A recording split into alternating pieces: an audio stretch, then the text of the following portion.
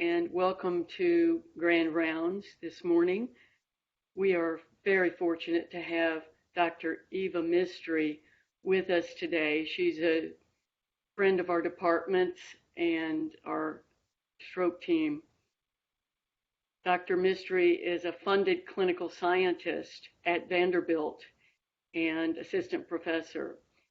She did her residency in neurology at Weill Cornell in Houston, Texas, at Houston Methodist, and her fellowship in vascular neurology at University of Cincinnati, where she will be returning for the next phase of her career.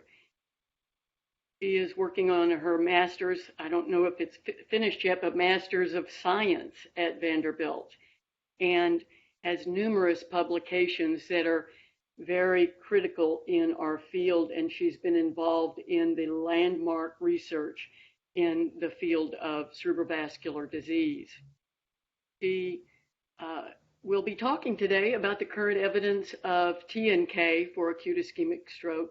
We are all very excited to hear this topic, and welcome, Dr. Mistry. Thank you very much, Dr. Rommel. Thank you for the kind invitation, and thank you everybody for being here bright and early this morning. When I suggested the title of this talk, my understanding was that University of Louisville had not switched to Tenecteplase yet, and I think that is still the case. So I hope that this will be a good review and experience for everybody. I am very excited to return to University of Cincinnati, where I am sure I will continue to work more closely with the Department of Neurology at University of Louisville. So I'm very excited about that future endeavor in just a couple of months as well. So thank you. Without further ado, I just wanted to quickly let everybody know that I do not have any relationship with industry. This is relevant because Tenecteplase is not currently FDA approved for use in patients with acute ischemic stroke within the United States. And in this case, I do not have a relationship particularly with any industry partners that make TNK or the rival drugs thereof. I do have funding from NIH and NDS for an unrelated research topic. I also have received funding in the past from Vanderbilt, Society of Vascular Interventional Neurology, and University of Cincinnati. Just to take you back to the basic science of acute stroke fibrinolysis, let's spend 30 seconds on coagulation pathway.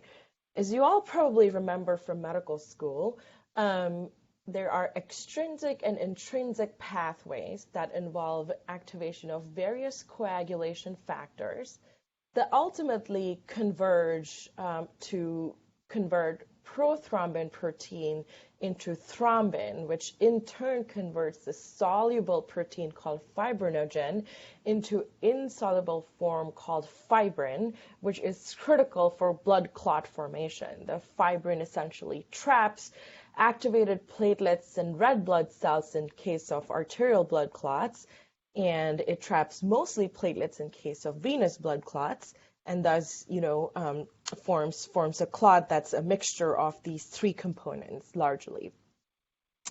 When we talk about fibrinolysis, you can see on the bottom here that fibrin is essentially degraded thereafter into fibrin split products or degradation products by a protein called plasmin, which is converted from in its inactive form plasminogen. Endogenous plasminogen activators exist in the body in the endothelial cells, which are responsible for this conversion, then in turn causing clot lysis by breaking off fibrin. That's an essential component of blood clots. These are, and we can give exogenous forms of plasminogen activators in form of TPA and others that we will talk about today. So that is basically how TPA and plasminogen activators cause clot lysis, is that they increase conversion of plasminogen to plasmin. And these factors can be inactivated by plasminogen activator inhibitors 1 and 2 that will be relevant. Well, So TPA or ATTEST, that is the only currently FDA-approved thrombolytic treatment for acute ischemic stroke patients, and it is approved for up to 3 hours after patients are last known well of their stroke onset. It is, however, commonly in clinical use and guideline recommended for up to 4.5 hours of last known well, and more recently also in some select patients who have wake-up onset of stroke with imaging selection. TPA or alteplase, however, has short half-life. TPA structure, protein structure is shown here on the right. It has a half-life of 3 to 4 minutes. And that is why it should be given as a bolus followed by a long infusion over 60 minutes. And the total dose is 0.9 milligrams per kilogram. Maximum dose is 90 milligrams total. TPA also has low fibrin specificity, which creates a systemic lytic state. So it is not specific for fibrin that is bound in the clot itself, so it can cause hemorrhagic complications in the body as well. We know that the rate of symptomatic intracerebral or brain hemorrhage after TPA is about 6% and 2% rate of major systemic hemorrhage. Tenecteplase, on the other hand, is a triple combination mutant variant of alteplase. The red circles depict the 3 locations that TNK has the mutations on. It's the synthetic mutant variant of alteplase. Some of these mutations actually confer very favorable properties to TNK. One of those is fibrin specificity, as shown in the bottom here. From left to right, the drugs listed here have increasing level of fibrin specificity, and you can tell that TNK is more fibrin specific than TPA, theoretically conferring it favorable property in terms of theoretic lower hemorrhagic rates. It also, this is about 14 times as compared to TPA. It also causes less paradoxical procoagulant effect through kallikrein factor 12 pathway activation, and it has higher resistance to plasminogen activator 1 that I mentioned before for TPA, which is why it has to be given as an infusion.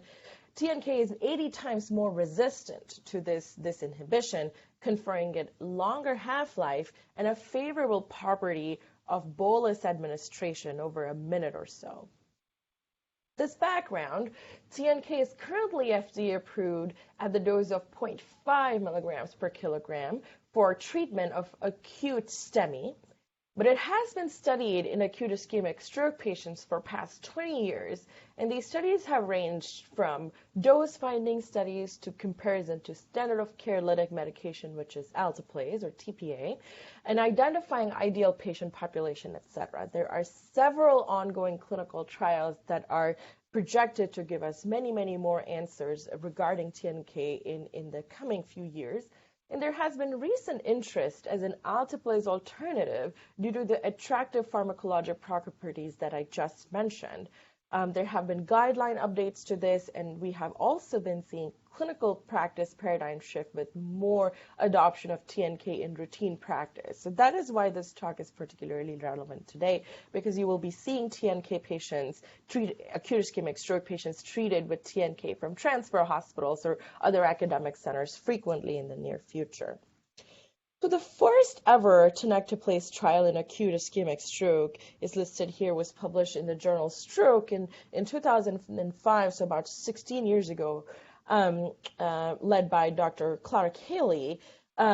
This was basically a dose-finding trial of TNK at various doses ranging from 0.1 milligram per kilogram and was planned all the way up to 0.6 milligrams per kilogram. They enrolled 88 patients total who had stroke onset within 3 hours, and 25 patients each were enrolled in these following doses, 0.1, 0.2, and 0.4 milligrams per kilogram that were safe And when they tried to enroll patients in 0.5 milligrams per kilogram, they noted higher rates of hemorrhagic complications in the brain in form of symptomatic hemorrhage, and they stopped and they never enrolled any patients in 0.6. So this is the first study that really gave us an insight into potentially safe doses of TNK in acute ischemic stroke patients. And this has sort of carried forward in all TNK trials from there on as to maximum dose that we see used in acute ischemic stroke is 0.4. They then took these results on to conduct a phase 2b/3 trial of Tenecteplase in acute ischemic stroke. This was a very, very clever trial in terms of its design. However, spoiler alert is that it was prematurely terminated, as shown here in the title itself. Was published in 2010 in the journal Stroke.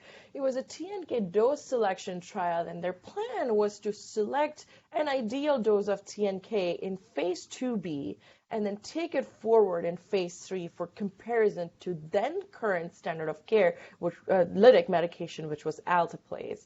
So in phase 2b, they basically compared these 3 doses of TNK, 0.1, 0.25, and 0.4 milligrams per kilogram.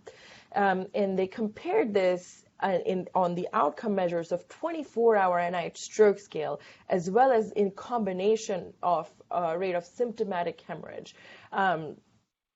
So they basically discarded 0.4 milligrams per kilograms after about 73 patients out of the planned 600 for phase 2b that were enrolled because 0.4 was shown to have higher rate of symptomatic hemorrhage.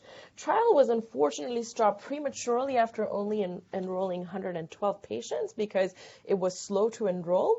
And the 2 doses that looked more promising, 0.1 and 0.25, at least in terms of safety outcomes, they were not able to distinguish as one was better than the other in terms of more efficacy outcome, which was 24-hour NIH stroke scale. And here's their money shot figure here.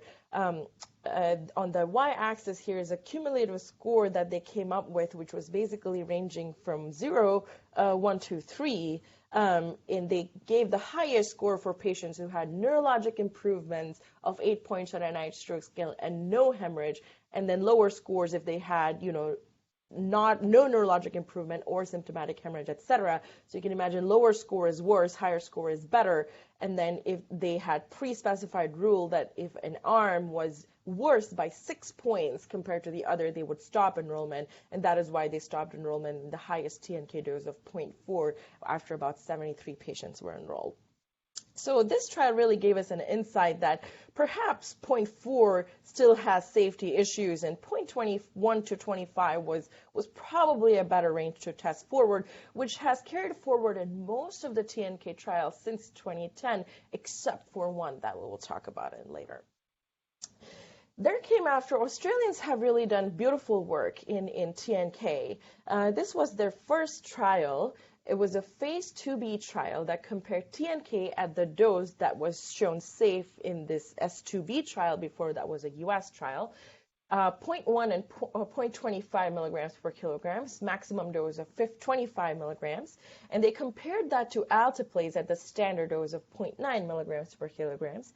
Enrolled 75 patients, but uniquely they required that these patients have a visible vessel occlusion on a baseline CT angiogram. So they were trying to not enroll a lot of stroke mimics or minor strokes and things like that to really show the treatment benefit and differences between TNK versus ATTEST.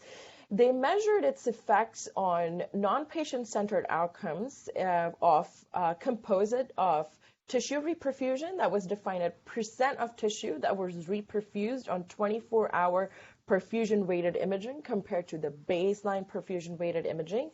And then also they measured change in the NIH stroke scale at 24 hours after baseline. And these figures are shown on the right here. On the y-axis is the reperfusion, percent reperfusion. And you can see that ATTEST has the lowest percent reperfusion, and TNK, particularly at the dose of 0.25 milligrams per kilograms, compared to ATTEST, had higher 12% of brain tissue that was reperfused at 24 hours. And similar thing with change in NIH stroke scale. The highest dose of TNK 0.25 had the maximum change or lowering of NIH stroke scale at 24 hours compared to the baseline. So really, this was the first trial that showed us a comparative effects of TNK versus ATTEST. Interesting findings also, although these were secondary outcomes, they showed also that infarct growth was lower. Infarct growth was lower in patients with Tenecteplase at 24 hours, as well as 90 days. They also showed better safety, trends towards better safety, where large hematomas were shown at lower rates in patients who were treated with TPA, and perhaps better recovery in terms of, making excellent or good recovery at higher rates in patients who were treated with TNK. So some hints of efficacy, although these were not the primary outcomes, it must be taken with a grain of salt, but that got everybody excited about this molecule. They then took these results to two longitudinal trials that they did, IA TNK Part-1, which is shown here, and I will shortly talk about Part-2. Part-1 is a phase 2 non-inferiority trial that compared TNK to alteplase for patients with acute ischemic stroke eligible for intravenous thrombolysis within 4.5 hours of last known well, as well as having a large vessel occlusion in the CTA, ICA, or M1 or M2 branches of middle cerebral artery. This was a larger trial, enrolled about 200 patients. They only tested one dose of TNK in this trial, which was 0.25 milligrams per kilogram, max of 25 milligrams, and which was shown to have a 12% improvement in the rate of reperfusion, more than 50% at the initial angiogram. So these were essentially patients who were destined for thrombectomy. So they had a large vessel occlusion, and if they were treated with TNK, by the time they got to the angio suite and got their first angiogram, there was a 12% improvement in patients who had reperfusion, and thus obviated need for thrombectomy in patients who were treated with TNK. With number needed to treat of astonishing 9, and it in fact met non-inferiority as well as superiority compared to alteplase, meaning patients who were treated with TNK did better in terms of achieving this reperfusion on the first scan compared to alteplase. They also showed better outcomes, although this was not their primary outcome. This was a phase 2 trial. They also showed that overall, and this is the modified Rankin score at 90 days. Modified Rankin score is a common outcome measure that measures disability in stroke patients, ranges from 0, no symptoms, to 6, death, and then varying degrees of disabilities from 1 to 5. You can see that top group alteplase here overall has better, disability outcomes in terms of lower disability compared to alteplase, and that was significant in their analysis as well. And this is just NIH stroke scale, which is the early neurological outcome. You can see that at 24 and 72 hours, generally speaking, TNK has better or lower NIH stroke scales, which is better, and just trending towards significance in this trial. Part 2 basically also was a phase 2 non-inferiority trial that tested dose of TNK at 0.25 milligrams per kilograms, maximum of 25, and they wanted to now compare it to 0.4 and see if there was a difference, and they wanted to establish non-inferiority of this lower dose in terms of achieving, surrogate efficacy outcomes compared to the higher dose of 0.4 milligrams per kilograms. Criteria otherwise were pretty similar to Part 1, eligible patients within 4.5 hours, and they had to have a large vessel occlusion documented. This trial was a bit larger. They enrolled about 300 patients, and they actually found no difference in the rate of reperfusion greater than 50%, which is the same outcome as Part 1. In fact, 19.3% of patients achieved this outcome in both arms.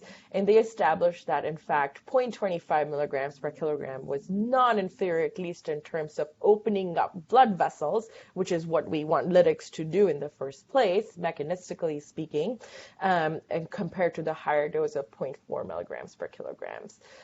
Symptomatic ICH was seen as expected at a somewhat of a higher rate, about 5% versus 1.3% in the lower group. Going forward, after this trial, there is a general unspoken consensus within the field of acute stroke neurology that 0.25 milligrams per kilograms is perhaps the dose to go, and that is what is taken forward in the future trials, except a couple that I will talk about later in the talk today. In terms of true functional outcomes, again, similar outcome measure, modified Rankin score at 90 days, and they showed somewhat of a trend, although this was not a significant trend, of a bit of an improvement with 0.4, but they didn't think that was necessarily significant enough for this dose to be carried forward. So you can see that all in all, these outcomes are pretty similar between the two groups.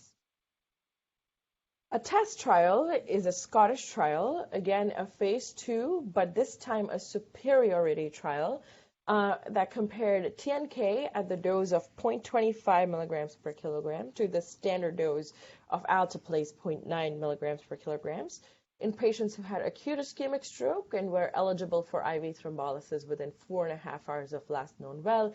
They had minimal, stringent criteria. This was more or less a pragmatic trial. They required that they had some measurable neurological deficits on an IH stroke scale, so they required at least 1 or greater, but they didn't have any age or vessel occlusion criteria. A total of 104 patients were enrolled. This was a neutral trial in the sense that they did not show any difference in their primary outcome, which was defined as percentage of penumbra salvaged at the 24-hour scan, 24 to 48-hour scan, which was essentially percentage of penumbra on baseline perfusion scan that did not turn into infarcted tissue at 24 to 48 hours, which is what we want lytics to do mechanistically. And this is graphically shown in the figure on the right, where core and penumbra, although patients with ATTEST generally had lower core penumbra, in general, the ratio or proportion of that was not different. And again, a final infarct volume that is shown in green bar over here was also not different between TNK and ATTEST arm. They also did not show any difference in rates of symptomatic hemorrhage or mortality. However, it is important to note that even though this trial did not require any vessel occlusion criteria, majority of the patients, 75%, did end up having a visible vessel occlusion when they got enrolled in the trial. There was essentially no difference in the 90-day modified Rankin score distribution between TNK and ATTEST arm. Again, this trial was not powered, or this trial did not intend to show any difference. It was very small, but nonetheless, it did not show any difference. Based on these trials, then there is a very nice meta-analysis that was published not very recently by our Greek colleagues who are experts in meta-analysis. And this is a sort of a money shot figure from that paper. The panel A basically shows the outcome of successful recanalization from ATTEST, Australian TNK, and Extend IA TNK trial, comparing ATTEST and TNK. Remember, they could not include Extend IA TNK Part-2 because it had no ATTEST arm. It only had a comparison of 2 TNK doses. So these are the 3 trials in terms of at least having significant proportion of patients with a visible vessel occlusion, ATTEST, Australian TNK, and Extend IA TNK. When they pooled the data together, they were able to show that TNK was somewhat better in terms of achieving vessel recanalization, although most of these results were likely driven by the Extend IA TNK, which already showed that very beautifully. 90-day modified Rankin score 0 to 2, which is a common dichotomization of 90-day modified Rankin score and good versus bad. They again showed that TNK was better than ATTEST in terms of improving functional outcome, and then looking at the disability score across the modified Rankin score, not looking at black and white, 0 to 2 versus 3 to 6, they again showed that TNK was perhaps better in this meta-analysis. Then comes NORTEST, which actually this was published before this meta-analysis, but I have broken the talk down according to trials that were largely depictive of patients with large vessel occlusion versus those that are not. And this second part is trials without explicit criteria or majority of patients being enrolled with large vessel occlusion. So NORTEST is important because it is the only phase 3 trial that we have in this space currently. It was designed to show superiority of TNK compared to alteplase. It was conducted in Norway. This trial compared TNK at a higher dose, 0.4 milligrams per kilograms, maximum of 40 milligrams, compared to standard dose alteplase in patients who had an acute ischemic stroke and were eligible for intravenous thrombolysis within 4.5 hours of symptom onset, or 4.5 hours of awakening with symptoms, but the latter patient population, which is defined now commonly as wake-up onset patients, had to have DWI T2 flare mismatch to actually show that their infarct was not complete at the time of enrollment. There's a large trial, enrolled about 1,100 patients with a median NIH stroke scale of 4, so relatively mild stroke population. This will become important later on. It's important to pay attention now. These were very mild NIH stroke scales. Greater than 70% of patients, in fact, had an NIH stroke scale less than 8, and 18% of patients who got enrolled ended up actually being stroke mimics. They were not able to show difference in the rate of excellent outcome, functional outcome at 90 days, defined as modified ranking 0 to 1, which was their primary outcome, achieved in 64% patients treated with TNK versus 63% patients treated with alteplase. But again, they did not show safety concerns with TNK either, no difference in mortality or symptomatic rate of ICH, which actually was very low in general in this patient population, perhaps because these were milder strokes to begin with. In their intention to treat analysis, which is basically all patients that got enrolled and analyzed according to the group that they got randomized in, they were not able to show any difference in the 90-day distribution of the modified Rankin score. And when they conducted per protocol analysis, which is basically looking at patients according to the actual treatment that they got, as well as getting the stroke mimic patients out of their analysis, they again were not able to show any significant shift in the 90-day modified Rankin score distribution. I apologize for this figure. I tried multiple ways to get a better quality, but this is just how it is published, so I couldn't get it better. So I have tried to add some text boxes here in the left, but essentially this is the meta-analysis of all TNK trials published so far.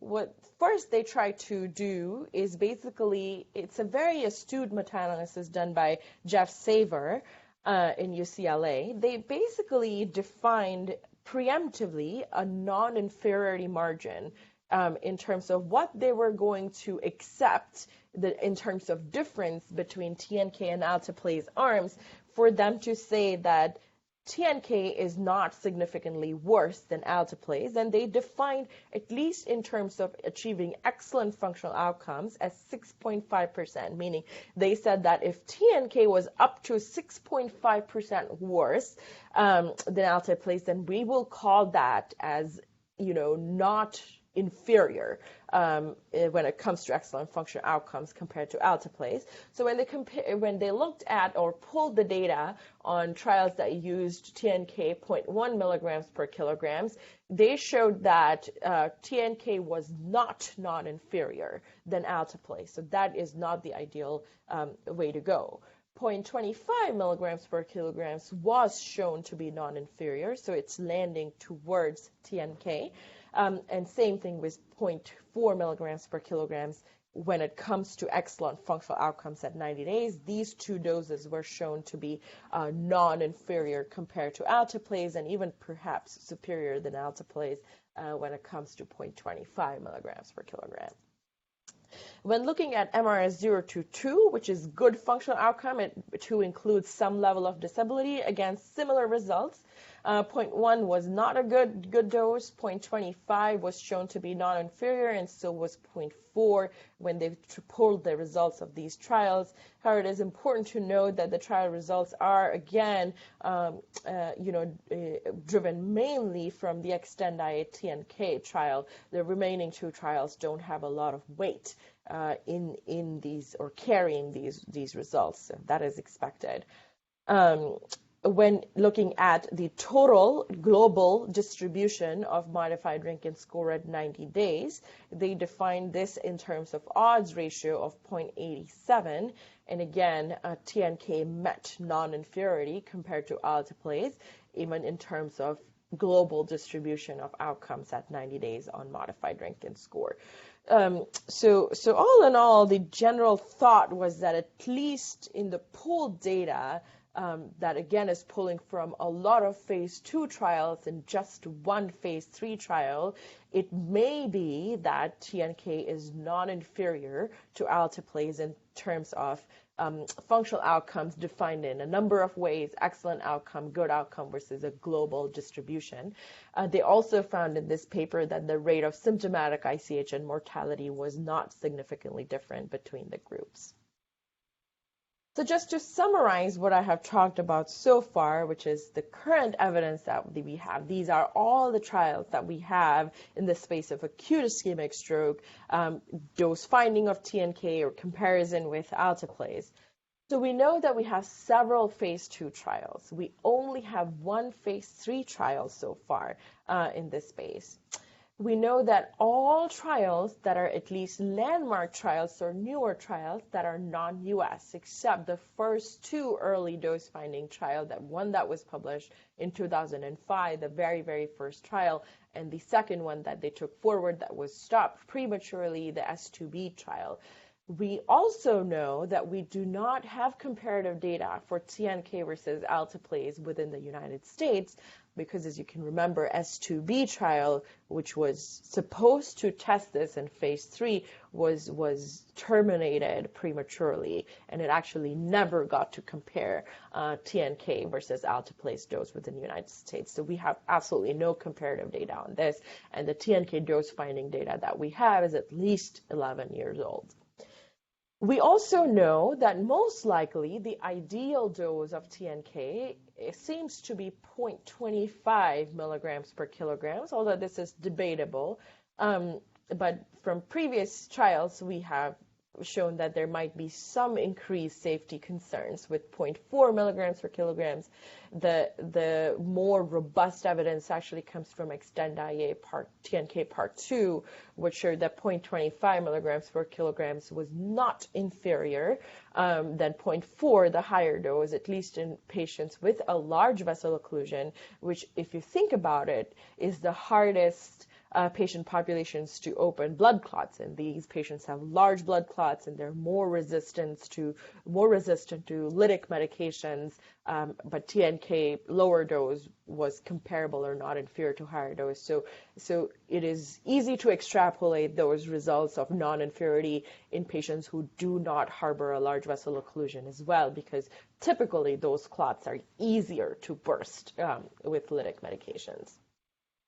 We know that TNK is superior in patients with large vessel occlusions, at least when we look at some very concrete mechanistic outcomes, and that being opening up of blood vessels. Extend IA TNK Part 1 and 2 showed us, or Part 1 showed us that TNK was clearly better at opening these big chunky blood clots than alteplase, and mitigated the need for thrombectomy in 1 out of 9 patients, which is actually very reassuring. And we also can extrapolate that TNK is likely non-inferior in all acute ischemic stroke patients, now combining all large vessel occlusion as well as non-large vessel occlusion. We talked about that last meta-analysis by Jeff Saver, that in all acute ischemic stroke patients, that TNK was non-inferior, but this has not been confirmed by any independent phase 3 trial. The NORTEST, again, is the only phase 3 trial that we have conducted in Norway, looked at higher dose TNK, was not able to establish superiority of tenecteplase compared to alteplase. So we do not have any further data. So it's a landscape with increasing clarity, but dust really seems to be not have settled quite yet. So what are the implications of this current evidence that we just talked about on the guidelines? So I have pulled 4 major stroke guidelines, starting with our own, the 2019 update of AHA, ASA, American Heart, American Stroke Association of 2018 guidelines on early management of stroke patients, and it has very interesting recommendations.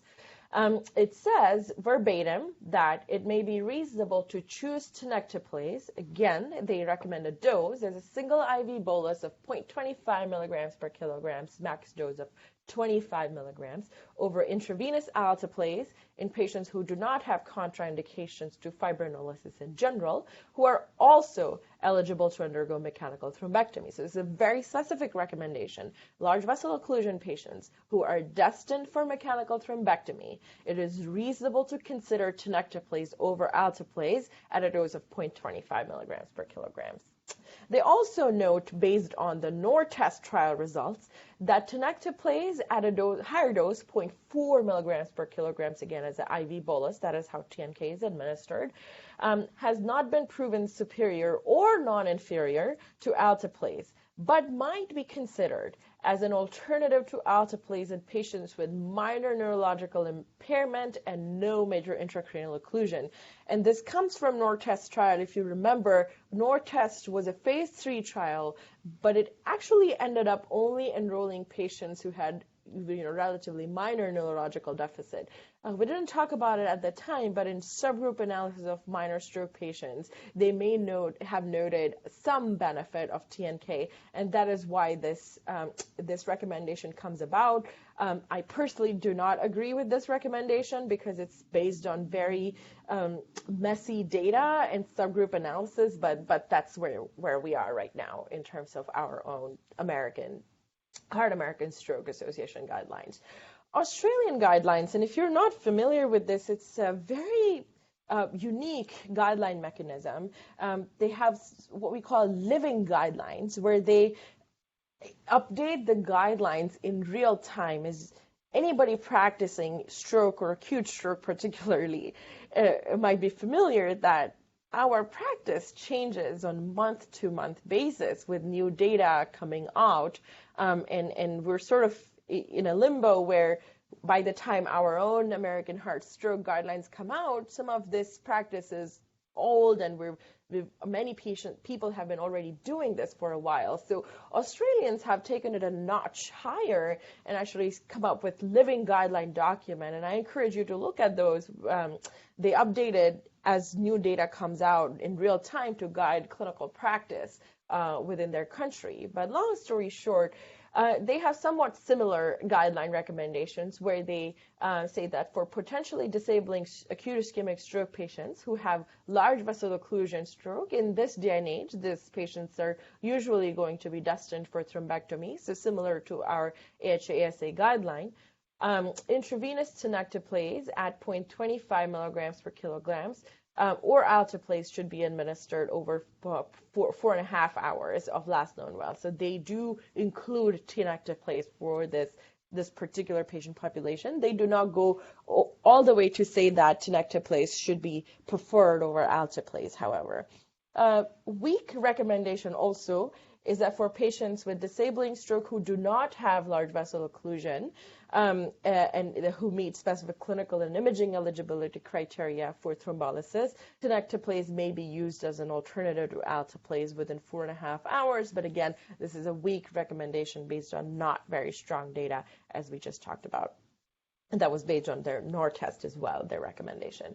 European Stroke Association guideline also have incorporated tenecteplase somewhat in their recommendation, where they say that for patients who have acute ischemic stroke of less than 4.5 hours duration and are not eligible for thrombectomy, they suggest IV thrombolysis with alteplase over tenecteplase. So they are very, very strong about that. The strength of recommendation is weak, but the wording is very clear that they prefer alteplase over tenecteplase for non-large vessel occlusion patients. And for patients, similar patients who have a large vessel occlusion and are candidate for mechanical thrombectomy, they suggest using tenecteplase at a dose of 0.25 milligrams per kilograms over alteplase. So they have a very clear wording of their guideline recommendation, meaning they do not prefer tenecteplase for non-LVO patients, and they prefer tenecteplase for LVO patients destined for mechanical thrombectomy. And Canadian guidelines have remained silent so far on tenecteplase altogether, so I haven't included that in the talk today, but they do not mention tenecteplase at all in their guidelines. So the implications of this current evidence and the current guideline recommendations is that tenecteplase remains off-label for use in acute ischemic stroke patients within the United States. It is not currently FDA approved. However, for ongoing trials that evaluate efficacy of agents that augment thrombolysis as such, the one major trial is the MOST trial going on with NIH stroke right now. TNK use was okayed by FDA in the trial setting, meaning MOST trial, for those who are not familiar, is testing efficacy of added ergatroban or eptifibatide or placebo to alteplase, and looking at the efficacy of that augmented thrombolysis on 90-day modified Rankin score. Recently, they had a protocol change where they allowed tenecteplase in lieu of alteplase to be used in this trial after their talks with FDA. However, this is not a regulatory approval by FDA for tenecteplase to be used in routine clinical practice for acute ischemic stroke patients. I know of several comprehensive stroke centers, both academic, private-demic, who have in fact switched to TNK as the primary thrombolytic agent for acute ischemic stroke patients based on the data that I showed before, as well as the guideline recommendations that in some way or form has incorporated TNK use in their verbiage. So I know of this paradigm shift already happening in the United States at several centers, and you maybe already have seen patients transferred or maybe even be considering TNK at your own institution. Benefits of using TNK in this landscape is that it's a bolus dose. So logistically, it has a lot of benefits in patients who are drip and ship, meaning they're getting thrombolytics at an outside hospital and coming into your hospital for various reasons. One of the most important reasons is mechanical thrombectomy, where you can imagine that giving alteplase at an outside hospital really delays their initiation of transport for a more definitive treatment of clot retrieval using devices by at least 60 minutes until the patients finish up the infusion of alteplase. This bolus dose administration significantly eases that logistical barrier and faster transport for more definitive treatment. And it also has cost benefits. A vial of TNK of 50 milligrams is about $3,000 cheaper in the United States currently, but it is, I am not sure how long that cost benefit will last, especially if the company finds out that it is being increasingly used. And so that particular benefit is not, I'm not sure how long that is going to last per se. There are concerns about using TNK in this current landscape. First and foremost is that it is off-label. FDA has not approved it, so there are sometimes you may fathom consenting issues around the use, especially in the acute setting when consenting is generally very, very difficult for patients. I will remind you also that ATTEST use from 3 to 4.5 hours is also off-label in the United States. FDA has not approved it, but we use that in routine practice. I do not per se consent patients for that. Particularly, I don't tend to distinguish that, but if you are somebody who does and has concern about off-label use of medications, this is important to keep in mind that there might be consenting issues about TNK use in acute ischemic stroke patients. And also, you noted that most of the guideline, most strongly worded or endorsed use of TNK for patients who had large vessel occlusion, and even those who were destined for mechanical thrombectomy. So in this current day and age, if a center had to rely only on guidelines and say that we will be using TNK only for patients who have large vessel occlusion destined for mechanical thrombectomy, you could imagine that could complicate logistics very, very much, because oftentimes, most of the times, we don't even have CT angiogram results by the time we decide, at least in patients who are presenting to our center, as to they have a large vessel occlusion or not. So most of the time we're initiating lytic medications prior to CTA, and so it has very complicated logistics if you, as a center, decides to do TNK just for that subpopulation. Can confuse nurses, pharmacists, stroke team, etc. So there are logistical challenges there. I want to spend a few minutes on just telling you what is coming up in pipeline in the next few years in terms of ongoing studies. To my knowledge, there are at least 7 ongoing phase 3 trials in space of TNK. Most of them are using TNK at the dose of 0.25 milligram per kilogram. Briefly speaking, TASTE trial is Tenecteplase versus ATTEST for stroke thrombolysis evaluation, enrolling acute ischemic stroke patients for intravenous thrombolysis who have a baseline mismatch in their core and penumbra and who have onset of stroke within 4.5 hours. So these are imaging selected stroke patients to minimize mimics and really maximize the benefit of stroke. So I imagine that TASTE will end up not enrolling a lot of patients who have lacunar strokes and things like that. ACT is a Canadian trial, ATTEST compared to Tenecteplase in patients with acute ischemic stroke. It's a very pragmatic registry-based trial, and it's comparing TNK versus ATTEST in all patients eligible for thrombolysis at a given time by Canadian guidelines. So it's a very, very pragmatic trial. It's a very interesting design. ATTEST 2 is building on ATTEST trial itself, enrolling all eligible acute ischemic stroke patients within 4.5 hours of last known well, comparing 0.25 of TNK versus ATTEST.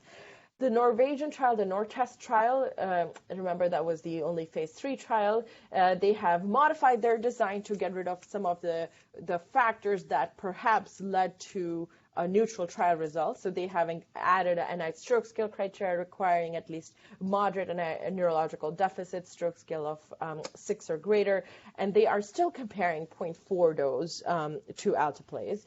Timeless is the only U.S. trial in the Tenecteplase space right now in terms of phase 3 trials, comparing Tenecteplase to ATTEST in patients who are extended window thrombolysis. So these are patients 4.5 to 24 hours from their last known well. They also require that patients have a large vessel occlusion at baseline ICA M1 or M2. That was initial. They have dropped ICA now, so they only allow M1 and M2 occlusions patients, and they have to have a perfusion mismatch at baseline as well. They are comparing Tenecteplase versus placebo. I'm sorry I said ATTEST earlier. ATTEST is not approved for use in this patient right now in the United States. So they're comparing Tenecteplase versus placebo for large vessel occlusion patients who present at the extended window of 4.5 hours to 24 hours, and they have to have a perfusion mismatch at baseline, meaning they have to have salvageable brain tissue.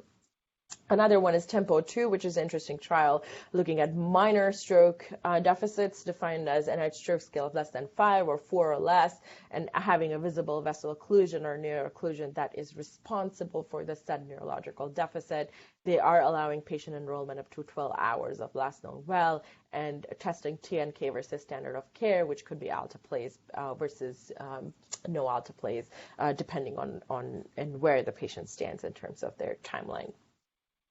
TWIST is a wake-up onset trial testing TNK versus best medical management for wake-up onset stroke within 4.5 hours of wake-up onset. They are using MRI-based DWI-T2 flare mismatch criteria. And there is also another very interesting, not a phase 3 trial, but I just put it in there. It is a single-arm trial of using intra-arterial tenecteplase at a dose of 0.4 milligrams per minute for 30 minutes after first attempt of EVT that has failed. So they are looking at if intra-arterial TNK will boost intra-arterial recanalization. That is the first attempt by thrombectomy devices or not. So future directions, as I mentioned earlier on, Timeless is the only U.S. phase 3 trial in space of tenecteplase right now. It is only testing patients with an extended time window. So we are really not going to have much data even in near future about what to do about within window or 4.5 hour window patients, and especially comparative data to alteplase within the United States is not within horizon just yet. So for those reasons, the future of TNK approval from FDA for all acute ischemic stroke patients remains uncertain based on Timeless results. They may or may not approve TNK for limited subset of patients that meet that Timeless trial criteria. I suspect that there is increasing adoption of TNK use, especially with guideline endorsement. I know of ongoing studies with the guidelines that are going to come out in the next year or two to tell us really what is the pace of that adoption. And then with novel lytics and augmented thrombolytic coming out, we really have to sort of keep up with those, with agents that are completely different than plasminogen activators coming out now and augmented lytics as to where tenecteplase or even alteplase for that matter will fit in this landscape in the near future. So in summary, TNK has attractive pharmacologic properties, as I said before, compared to alteplase. It has a longer half-life, so it can be given as a bolus dose medication. It is more resistant to plasminogen activator. It has more fibrin specificity, conferring it more safety profile, and it has less procoagulant effect than alteplase as well. There are several phase 2 trials and their pooled analysis that have shown that non-inferiority of TNK in all acute ischemic stroke patients in pooled analysis, as well as superiority of TNK compared to alteplase in patients with large vessel occlusion. However, there are no positive phase 3 independent studies that can confirm these findings on really patient-centered outcome measures. TNK still remains off-label for use in acute ischemic stroke patients within the United States. An increased adoption, however, is likely happening mainly due to cost and logistical benefits of attractive TNK pharmacologic properties. Future trials will provide more convincing data in all acute ischemic stroke patients, as well as unique subpopulations thereof, as we discussed, minor stroke, extended window thrombolysis, wake-up stroke, all of that is in horizon, comparing TNK to either alteplase or best medical management in that space. That is the end of my talk, and I will be happy to take any questions or have discussion. Thank you so much, Dr. Mistry. That was a whirlwind tour and wonderful review. I wondered about the TWIST trial. What dose are they using? 0.25 or TWIST is 0.25. To my knowledge, only NORTEST 2 is testing 0.4 of TNK in currently ongoing trials. Okay. One other question, and then I'll allow others to ask. What other promising agents are being looked at for or thrombolytic or fibrinolytic? Yeah, so there are, without having to share too much of proprietary information, we submitted a grant in February looking at monoclonal antibodies against agents that break fibrinolysis per se, antiplasmin and things like that. So those are also shorter infusion medications, so some logistical benefits to that. We're hoping that grant to be reviewed next month, in fact. So we'll see how that goes. I know that one other novel lytic mechanism, and I haven't been involved intimately with that trial development. They are not in trial development phase yet, at least to my knowledge, in terms of having a application that is being submitted. So they're much earlier in their testing, but there is another promising looking novel agent coming out of OSU, Ohio State.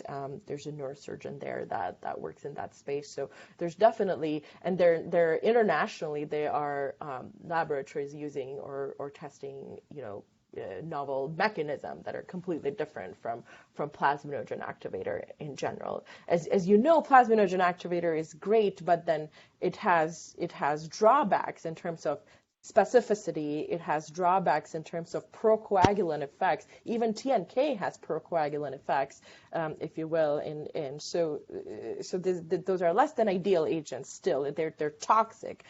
They break down blood-brain barrier. They have effects on matrix metalloproteinase 9, and they have downstream effects on ongoing, neurotoxicity in general. So we're trying as a field to come up with something better than we came up 25 years ago or more. Wonderful, thank you. I'll open it up for questions.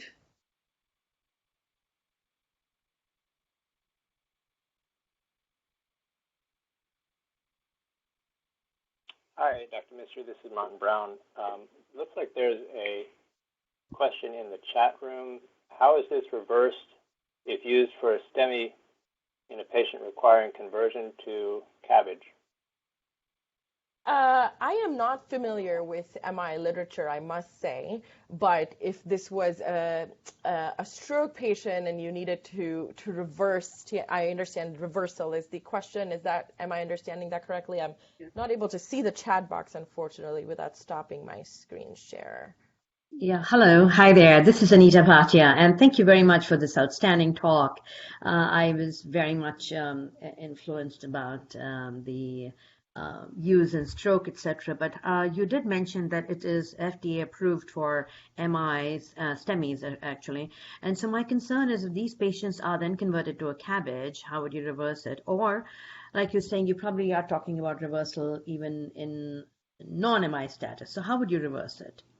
You would reverse it. Basically, it is a plasminogen activator, so you would reverse it exactly like you would reverse, ATTEST, which is giving, cryoprecipitate FFP, measuring your fibrinogen level and monitoring fibrinogen from there on. So there is no specific guidance in terms of in stroke literature, just because this is very new, but we have some consensus statements, if you will, in reversal of ATTEST. And mechanistically speaking, I can't imagine that reversal of TNK would be any different than that in terms of infusing cryo, basically, for these patients. But I'm sorry, I can get back to you. I'm not familiar with MI literature as much to confer that would be the case there as well. But in stroke literature, we know that cryo is what we use for ATTEST reversal, and mechanistically, I would imagine it would be the same for TNK, but there are no data yet.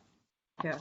Thank you very much. That's what we use in the operating room. We rely on cryo and FFPs, etc. But I did not know if there was a reversal agent available yet, and even ATTEST, for example. No, we don't have a reversal agent for ATTEST right now. I know of antibody-based reversal being considered, but I don't know where it is in terms of the phase development. We're not nowhere near clinical use yet. Sure. Thank you very much. No problem. Yeah, it's a very nice summarize, and the presentation is Eva. Yeah, this is the doctor we met before. Yeah. My question is, we have a lot of patients dropping a shift to us for the elbows. Do you think those patients should get the TNK versus a TPA at this point? I think so. I think that's a great question, and I think there are. I will say that there are embedded logistical challenges with doing that. Data suggests that TNK is better than ATTEST for those patients specifically, and you have seen that almost all guidelines have endorsed TNK use for those patients. But if you actually translate that clinically, in centers who are practicing evidence-based medicine are not just yet ready to switch to TNK, you can imagine the complexity of the logistics of being able to do that. For example, here at Cincinnati, most of our patients, at least those who walk through our door, get lytics while they are in the CT scanner immediately after they get a non-con CT scan. So we don't even know at the time of before getting the CT angiogram and starting the lytic that they have a large vessel occlusion in the first place. Right. If you switch your center's logistics to obtain CT-CTA first and then initiate lytics, then that is potentially doable. But again, if patients are not destined for mechanical thrombectomy, which inevitably is a 5-minute conversation, and that confuses pharmacy logistics in the ED, it confuses nursing as to which patients are we going to do TNK for, which patients we're not. So it's a little challenging to implement that. So the centers that I know have adopted TNK have adopted it completely, and those that have not. So being in that middle space, unless somebody comes up with a clever idea to do it, I just feel like logistically implementing those guidelines is a bit hard. But for drip and ship, I think that's a very reasonable thing to do if you know that there's a large vessel occlusion and lytics are going to be started after that.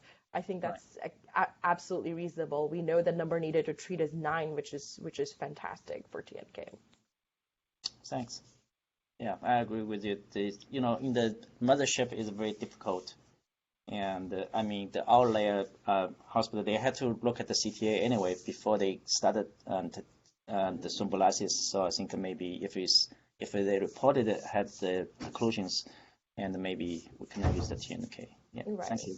Right, and a lot of sites have TNK in the ED as well for MI purposes. So, yes. Thanks.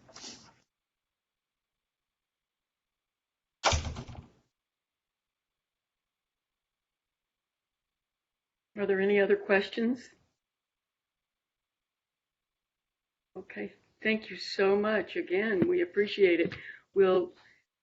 We are considering TNK, but we are still looking at all of the processes that would be required to use it across the board. So we might not be there quite yet, but looking forward to the trials that are ongoing. Thank you so much. Wonderful. Thank you again for this opportunity. I appreciate meeting everybody this morning. Bye-bye.